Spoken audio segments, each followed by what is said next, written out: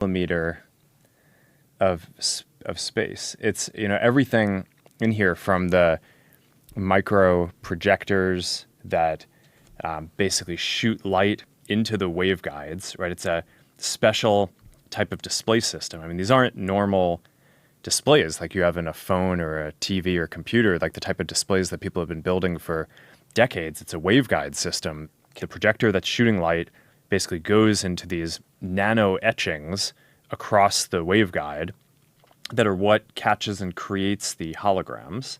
In order to synchronize that with where you're looking, there's eye tracking and little cameras. They illuminate your eyes. And then, of course, there's all the basic stuff that you need, all the computing, the batteries to power the whole thing, microphones, the speakers, because it needs to be able to play audio and speak with you, and the cameras and sensors to see things around you in the world. So that way, when it's placing holograms in the world, it can do that in the right place and understand where you are. So that probably is still not covering everything, because there's a lot of things that need to go into syncing up the holographic images between the two displays, because you don't just have a single display like you have in a phone or TV. You have two, and it moves around, and physical things are hard and need to be synced up.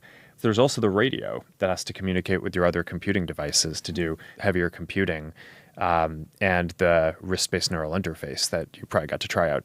We kind of miniaturized all of this and fit it into normal-looking pair of glasses, which is when I told the team that we were going to do this 10 years ago, people weren't sure if we were going to be able to. But I think not only are we going to be able to do this, but I think we're going to be able to get it cheaper and higher quality and even smaller and more stylish over time. So I think this is going to be a pretty wild future. There are so many versions of trying to get at a similar idea of digital objects in physical space. I'm thinking of, for example, glasses that have heads-up displays where it's head-locked and it's moving with my eyes. Glasses that are really creating digital objects in physical space that don't move as I move. I'm thinking of these. I'm also thinking of the Snapchat spectacles that they just announced. Then, on the other hand, there are headsets like the Quest and also like the Apple Vision Pro that seem to fall into a different category. I'm curious how you would organize this landscape for people and how you think about people using these tools in their real lives in the near future. Yeah, so when we were getting started on this about 10 years ago, I thought that something like this was going to be the ultimate product for everyone, right? You get to normal-looking pair of glasses, and we'll continue improving that can have full holographic images. Yeah. I think it's super powerful, and it is sort of the science fiction future that I think we all hope to get to.